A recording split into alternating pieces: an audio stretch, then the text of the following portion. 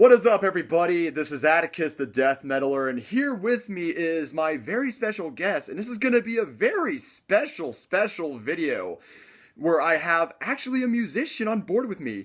Say hello to Mike Piggione. What's up, guys? It's Mike Piggione, bassist of Monstrosity, Serox, Vile, lots of other session work. Nice to be here.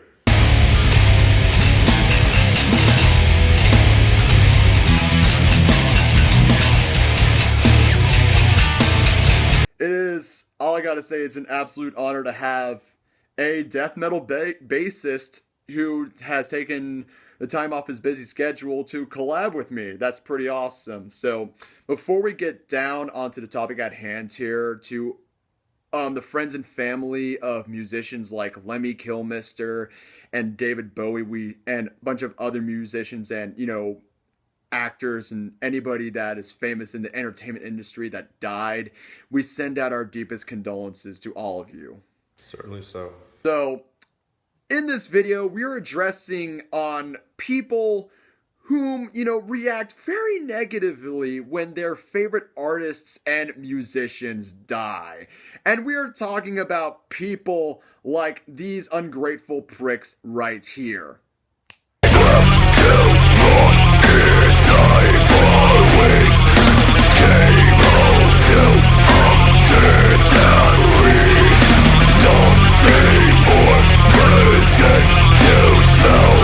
Just ungrateful pieces of shit. Am I right, Mike? Well, everybody can have their own reaction. My opinion on some of it might be it's a little ridiculous, but it's usually a little bit overboard or ridiculous. I mean, it's stupid. Honestly, I am guilty of it myself back when I was young. When artists like Jeff Hanneman died, I was like, why did Jeff Hanneman die? Why couldn't it have been Justin Bieber? And that's what I find it absolutely hilarious, that it's always Justin Bieber. And, I will always have, a negative opinion on Bieber, but I don't, hate him as I used to. I just don't really give a shit about him and stuff like that. It's just, the biggest punching bag out there. Am I right, dude? Yeah, that's a good perception or concept of it. That's, pretty accurate. Yeah, exactly. But to all these people out there that are bitching, moaning, and complaining about this stuff, we live in a world in where a good portion of all of your favorite artists are going to die at one point in their lives. Death is something that a lot of people like me and Mike are going to have to look up to when we are old. Mike, how old are you, man? I'm 36. 36 and still looking good, man. Fuck yeah. Damn right, man. That's right. But no, you're right. And we're going to see a lot of our people that we grew up with or, become, well known or accustomed to or accommodated with music passing away in the next 5 to 10, 15 years. A lot of people that we look up to are, close to the 50s and, even 60s and beyond. Some of the early rockers and, some of the legends. Sadly, it's a matter of time. So it's just how it kind of works.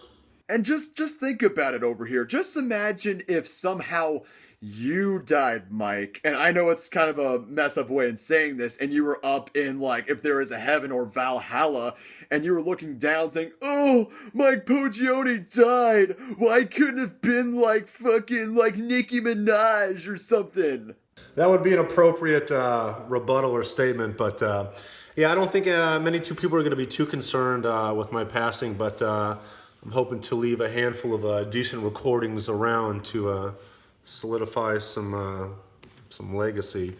But I don't know. I don't see too many people freaking out too much. However, if they did, get a good few laughs out of it. And just think about you recently got back from the NAMM festival. How was that? That was phenomenal. I got to go there for my second time. This time Stuart Spector Basses and Dark Glass brought me up there, which was cool. Performed a couple times. My friend John Tyler McDaniel, we did a Monstrosity song a couple days, which is a song that was fun. got to check it out, and the experience itself is very different if no one's really been there, but a little bit more used to it now to know what to expect or what it's about. But it was phenomenal. A lot of people, too many people, but it's an amazing trade show and convention. If you want to see all the products and everything under the sun that basically is a musical entity or product, it's there. And you got to see some really awesome artists there as well, and I'm quite jealous over that. Yeah, it was cool. You got lucky this year to go to a few little get together after party things or whatever, and I got to meet Dave Mustaine. That was kind of the cool. Obviously he was one of the main things that helped me get into metal and speed metal. So that was phenomenal to see him. Got to see Dave fucking Vincent in his little country routine. That was pretty fucking crazy. Very cool though. Much respect to Dave. Grew up listening to him, and I got to hang out with him for a little bit. That was nice. It was cool. Honestly, I have like no opinion on Dave Mustaine. I'm not a big Megadeth kind of guy. But hey, to each their own there. I don't know, man. Like, you should definitely check out everything up to Rust in Peace and even Symphonies a little bit. And if you want to get kind of fucking curious, check out Euthanasia. And everything beyond that to me was just, I just couldn't deal with it. I didn't like it. So, but everything before that's just classic shit. I've heard some stuff on their new album Dystopia where they had like their new Brazilian guitar player, not to mention Chris Adler from Lamb of God. But I will always see Chris Adler as the drummer for Lamb of God. But we're getting a little bit way off topic, and I believe that we covered our grounds here. Before we close off, all I just gotta say to all the people, the ungrateful fans going around, all I gotta say is to me and Mike Piggione is that you people are just making all of us fan bases look really bad and really shitty, and musicians like Lemmy and David Bowie are probably like, face palming up in Valhalla to see how they're reacting. All I gotta say is just stop this fucking bullshit and actually honor their legacies and stuff like that. Not to mention, create your own legacies. I mean, Mike's doing his own legacy with all of his work. Yeah, yep, you got it. So without further ado, I am Atticus the Death Metaler. Hope you like this video. Subscribe to my channel. Links are in the description below. Make sure to subscribe to Mike's channel. He is an amazing bassist and he's a really hard worker. And it is an absolute honor to have you on board here. Hey, well, thanks, man. It's good to talk. Good to hang out a little bit here and go over some stuff. In general with the whole death thing, people are going to react how they want to.